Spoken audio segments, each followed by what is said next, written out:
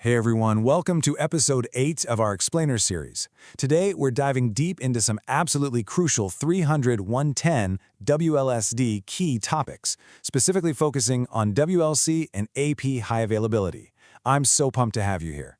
If you're gearing up for the Designing Cisco Wireless Networks exam, the 300-110 WLSD, then you already know that coming up with a great architecture is really only half the battle. The other half, making absolutely sure that architecture never, ever goes down. So today, we are exploring a massive narrative arc for this exam, and I call it fail-proofing the network. We're going to look strictly at the blueprints requirements for wireless LAN high availability, just to make sure you've got those rock-solid design strategies to keep the digital lights on. All right, let's jump right in. Take a second to think about this. This single section, WLAN high availability, Objective 4.0, makes up a whopping 20% of your overall exam score. I mean, literally 1/5 of your entire certification is resting on your ability to design resilient wireless systems. So when you think about the pressure of a 90-minute design exam, really nailing down this 20% slice, that is for sure one of the best returns on investment for your study time. Because honestly, it's not just about memorizing protocols. It's about understanding how to layer them to build a totally unbreakable network. So our agenda today is straightforward. First, fail-safe controllers covering Objective 4.1. Second, resilient access points covering Objective 4.2. We're going to use a really simple analogy today. Brains versus limbs. We'll start with the brains, and then we'll move on to the limbs. Okay, Section 1, Fail-Safe Controllers, Objective 4.1. Let's secure the brains of the operation. When it comes to controller redundancy, there are 3 core design pillars you absolutely have to master. First up is network availability through lag, or link aggregation group. You can think of this as your absolute foundation. By bundling multiple physical ports on your controller into one single logical link, you're actively protecting the network from, say, a sudden cable snap or a switch port failure. Then we've got Stateful Switchover, or SSO, which is really the gold standard for controller pairs. And finally, controller priority and redundancy. Now this crucially includes designing for the anchor controller. You really need an intimate understanding of how controllers prioritize who takes over when things hit the fan, especially when you're tunneling traffic across the network to a highly specialized ankle. Now, what's really fascinating here is the word stateful. In an SSO design, you've got an active controller and a standby hot controller, and they are just constantly talking, syncing information back and forth. If that active controller suddenly loses power or just totally crashes, the standby unit steps up instantly. But here is the actual magic of SSO. The client state is perfectly maintained. The access points, they don't reboot. The user streaming a video or sitting on a critical voice call, their connections don't drop to re-authenticate. From the user's perspective, the network literally never even blinked. As a designer, setting up SSO is your best defense against catastrophic downtime. When you're putting together your redundancy strategy, you've got to cleanly separate standard controller redundancy from anchor controller redundancy.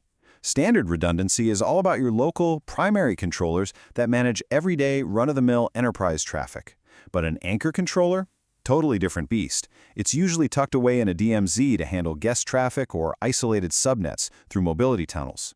So the big takeaway here is that your HA design has to account for both. If your primary standard controllers fail, well, you need local SSO.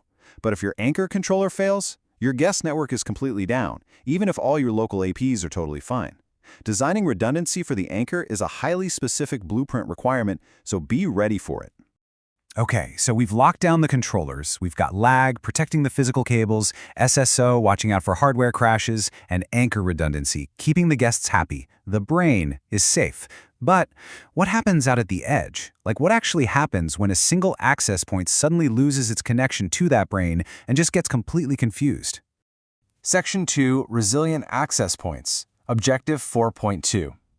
This brings us right to the limbs of our network. To keep those access points resilient, the exam blueprint demands we know 3 key mechanisms. First is AP prioritization. Think about a hospital network for a second. If a controller goes down and the backup only has enough capacity to handle half of those newly orphaned APs, who gets to join? AP prioritization is how you design it so the life-saving medical equipment APs get right in, while the lobby guest APs kind of just have to wait in line. The second mechanism is fallback, which basically gives the AP a map of where to go next. And third is high availability for an embedded wireless controller, or EWC. Let's actually trace how those fallback mechanisms operate in the real world. Access points follow a brilliantly simple three-step fallback mechanism. Seriously, you do not want your APs blindly wandering around the network searching for a new controller during a major outage.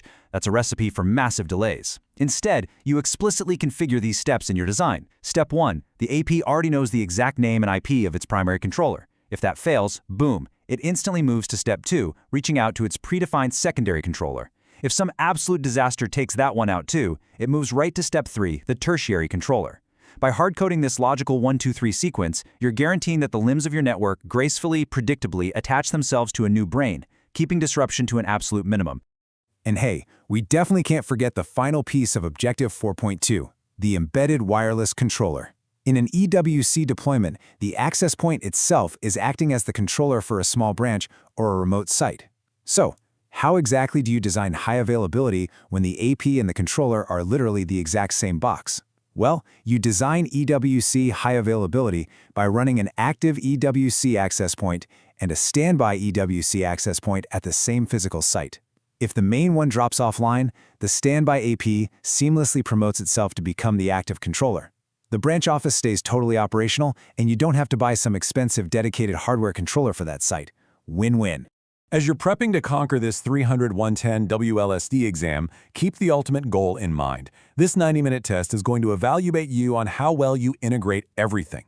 You can't just know SSO in a vacuum. You can't just know AP prioritization in a vacuum. You've got to understand how they layer on top of one another.